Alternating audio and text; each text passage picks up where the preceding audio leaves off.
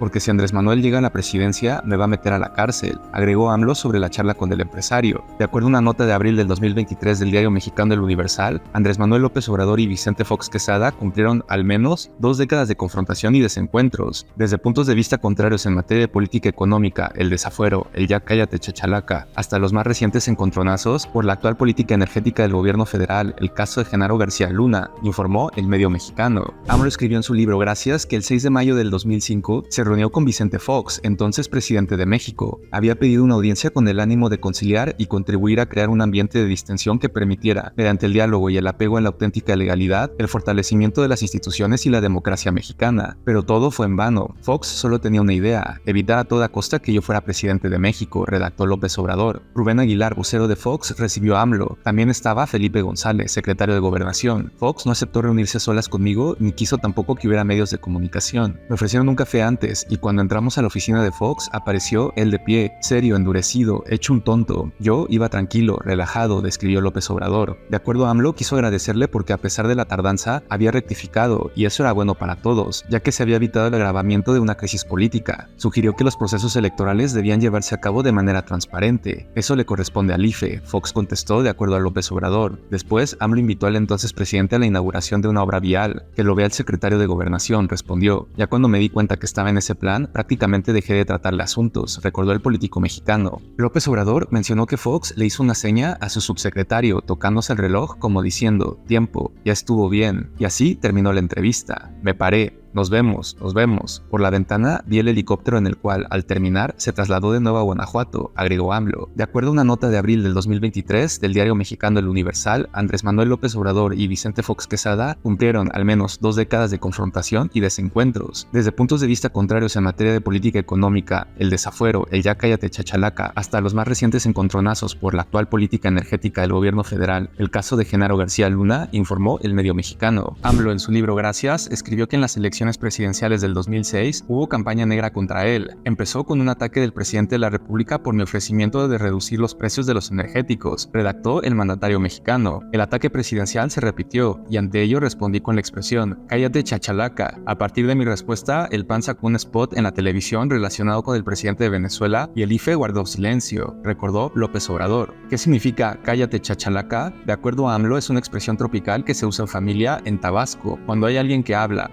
y habla sin sentido como ese pájaro gritón, uno le dice chachalaca, pero con mala intención los publicistas de Calderón convirtieron esa expresión popular en un insulto y la vincularon con el estilo de hablar del presidente Chávez. El político mexicano recordó que 15 días antes del incidente de la chachalaca, una persona a gritos buscó la atención de Felipe Calderón, a lo que el panista pidió a la concurrencia que le silbaran como si saludaran al árbitro. Sin embargo, esa majadería no lo retomó la televisión y no les pareció ofensiva, agregó. Felipe Calderón fue el ganador de las elecciones presidenciales de ese año. Si ganó Denise, como dicen en mi tierra, haiga sido como haiga sido, dijo en 2006 Calderón en entrevista con Denise Merker retomada por Infobae. La jornada electoral del 2 de julio de 2006 ha sido una de las más controvertidas y reñidas en la historia contemporánea de México. De acuerdo con el Código Federal de Instituciones y Procedimientos Electorales, COFIPE, el conteo final de los votos arrojó que Calderón obtuvo 35.89%, mientras que López Obrador recibió 35.31%. La diferencia entre los dos fue inferior a un punto porcentual, 0.58%, informó el medio Infobae. En su libro Gracias, AMLO recordó que 2 días antes de las elecciones presidenciales del 2006, asistió a una comida a la que lo habían invitado los principales directivos de Televisa. Tras los primeros intercambios de puntos de vista, Emilio Azcárraga me interrogó con mucha seriedad. Tengo información de que vas a expropiar Televisa. Al principio, hasta sorprendido, le respondí que no era cierto, redactó el mandatario mexicano. De acuerdo a su texto, López Obrador mencionó no estar de acuerdo con la República de la Televisión. Sin embargo, nunca he pensado en que el camino para democratizar a los medios de comunicación y garantizar el derecho a la información sea expropiar Televisa o cualquier otra empresa dedicada a ese propósito, aun cuando en sentido estricto casi todos estos medios no informan, sino manipulan. Tras escuchar a AMLO, Azcárraga le entregó el texto de un decreto expropiatorio. De acuerdo al político mexicano, este documento supuestamente se presentaría al Congreso el 2 de diciembre de 2006, es decir, al día siguiente de mi toma de protesta como presidente de la República, redactó. Siempre he considerado importante saber quién elaboró este documento. Lo que sí está claro es que el propósito fue sembrar desconfianza, agregó el presidente mexicano. La jornada electoral del 2 de julio del 2006 ha sido una de las más controvertidas y reñidas en la historia contemporánea de México. De acuerdo con el Código Federal de Instituciones y Procedimientos Electorales, COFIPE, el conteo final de los votos arrojó que Calderón obtuvo 35.89%, mientras que López Obrador recibió 35.31%. La diferencia entre los dos fue inferior a un punto porcentual, 0.58%, informó el medio Infobae. En septiembre de 2006, la Convención Nacional Democrática nombró a Andrés Manuel López Obrador presidente legítimo de México, al reconocer su triunfo en las elecciones presidenciales del 2 de julio, informó La Jornada en una nota de ese año. El medio refirió que AMLO tomaría posesión del cargo el lunes 20 de noviembre de ese año, en el Zócalo capitalino,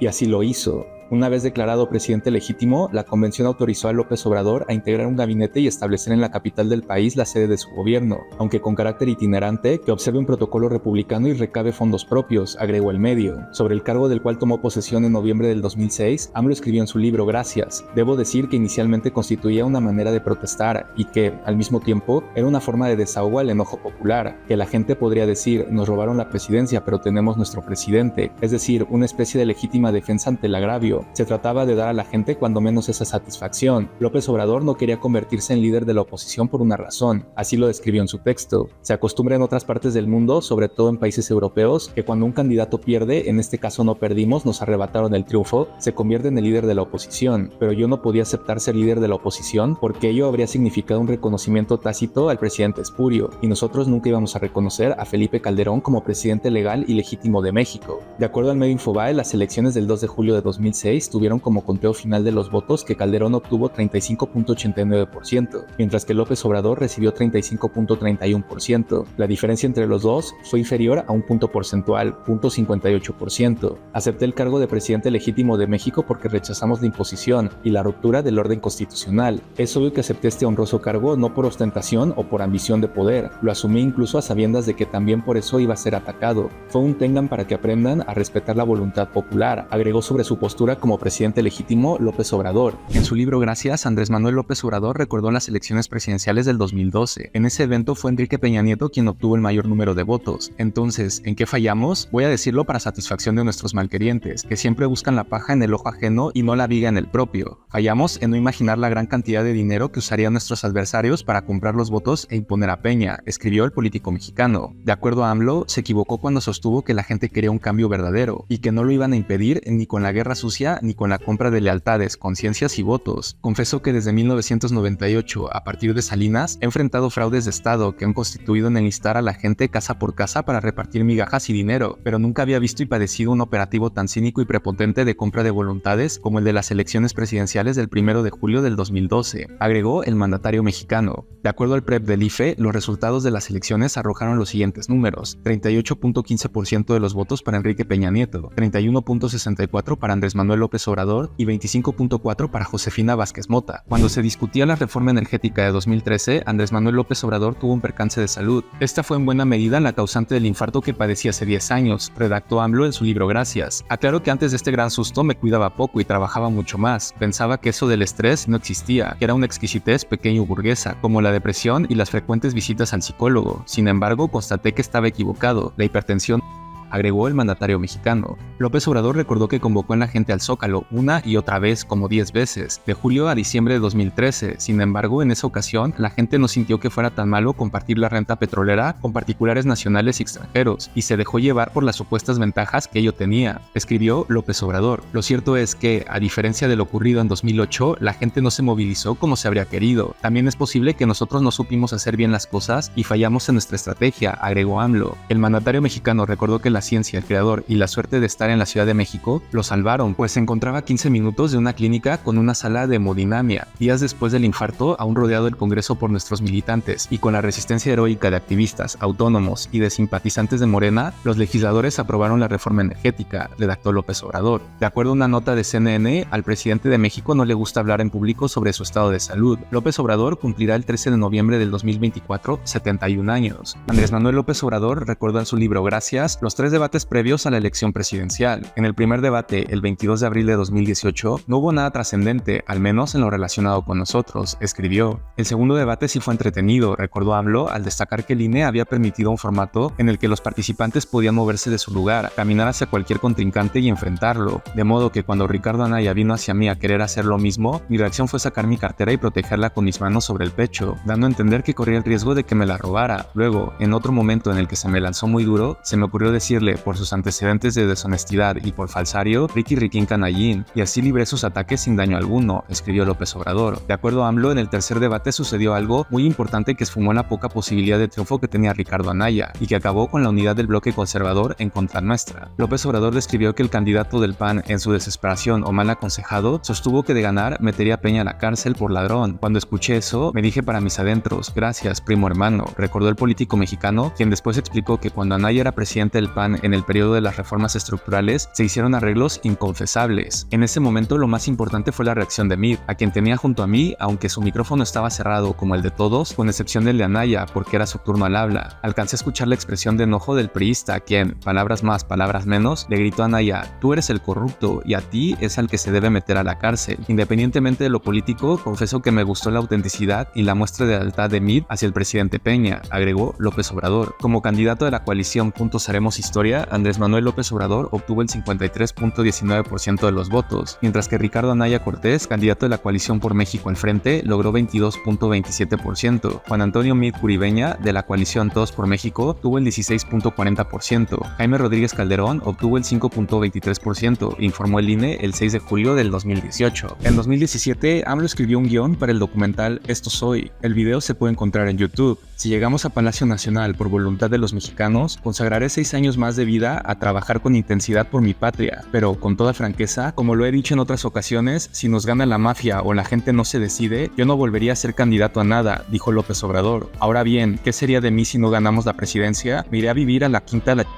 En ese encierro verde y lleno de vida animal y vegetal, trabajaría en labores de siembra y cuidado de plantas, escribiría y saldría a dar clases de historia a jóvenes de Tabasco y de Chiapas. Tendría que convertirme en maestro para enseñar y obtener recursos porque no soy rico, agregó en su video de 2017. En su libro Gracias, publicado en 2024, dijo sostener el retirarse de la política para irse a Palenque, pero no a dar clases ni a participar en nada público. Solo escribiría para publicar, pasando los años, sobre un tema que me apasiona, conocer a fondo cómo era el pensamiento predominante en las sociedades prehispánicas mesoamericanas y sus contrastes con las ideas traídas por los europeos, concluyó López Obrador. En su libro Gracias, Andrés Manuel López Obrador escribió que unos meses antes de las elecciones presidenciales del 2018, un grupo oligárquico planteó al entonces presidente Enrique Peña Nieto un plan para competir en las urnas. Como manteníamos una amplia ventaja en las encuestas, el grupo oligárquico, en su desesperación, volvió a visitar a Peña para decirle que contaban con sondeos según los cuales me ganaría el comediante Eugenio Derbez, escribió López Obrador. Señores, por favor, sean serios, contestó Peña Nieto de acuerdo a la información que le dieron a AMLO. También supe que intentaron convencer a Carlos Slim para participar como candidato único del PRIAN, ofreciéndole la declinación de Mid y Anaya. La veracidad de esta propuesta me la confirmó el propio Slim, quien no aceptó el desafío argumentando que él tenía otro oficio. Era y sigue siendo un hombre de negocios y, por cierto, nada tonto, agregó el mandatario mexicano. En entrevista con El País en marzo del 2024, Derbez mencionó que fue considerado como una opción para contender en las elecciones para presidente de México. Me contactaron para plantearme si me interesaba y lo llegué a valorar muy seriamente. En esta etapa de mi vida tengo todo lo que necesito. Y me pregunté, ¿cómo no había llegado nadie al poder que diga, yo lo tengo todo, no tengo que robar para vivir?, dijo El País. De acuerdo a Derbez, ganó visibilidad por el enfrentamiento que tuvo con AMLO por el Tren Maya y por una encuesta del diario Reforma del 2022. Andrés Manuel, eres un naco, así gritó una señora desde una camioneta luego de que López Obrador terminara una conferencia en Santa Fe cuando era jefe de gobierno de la Ciudad de México. Se oculta, pero hay racismo en nuestro país. Actitudes inhumanas, pero así es el conservadurismo, dijo AMLO en su conferencia mañanera de acuerdo a una nota de Forbes del 13 de noviembre de 2019. López Obrador dejó entrever que existe una especie de doble moral, ya que la misma gente que suele tener actitudes racistas y discriminatorias son las mismas que van a la iglesia a confesarse, agregó el medio. En su libro Gracias, el presidente mexicano dijo que señoras no tan fifís le han gritado naco o indio patarrajada. Por cierto, según Carlos Monsiváis, naco se usaba desde la época colonial para referirse en forma despectiva a quien se consideraba de origen indígena por la vinculación a la cultura totonaca, escribió López Obrador. ¿Qué piensa AMLO sobre estas manifestaciones? Estas expresiones y algunas peores han salido a relucir al calor del enojo y el desfiguro de los reaccionarios en su lucha contra la transformación. Considero que ha sido para bien que emerjan estas ideas, definiciones o creencias que se mantenían encubiertas, soterradas, porque la simulación ayudaba a mediatizar y a inhibir el proceso de cambio de mentalidad y de liberación, redactó AMLO. Dejo el cargo y me retiro de la vida política, y satisfecho porque considero que ayudé, junto con muchos hombres y mujeres, a iniciar una etapa nueva en la vida pública de México, escribió Andrés Manuel López Obrador en su libro Gracias respecto a sus últimos días como presidente del país. Ofrezco a mis adversarios sinceras disculpas. Nunca pensé en hacerle daño a ninguna persona y me retiro sin odiar a nadie. Espero que comprendan que, si me expresé con dureza y radicalismo, lo hice siempre con el fin de alcanzar la bella utopía, el sublime ideal de amor al prójimo. A finales de septiembre me jubilaré y no volveré a participar en nada público. Si hice bien o no, la historia lo dirá, agregó el mandatario y concluye su libro con el poema En paz de Amado Nervo.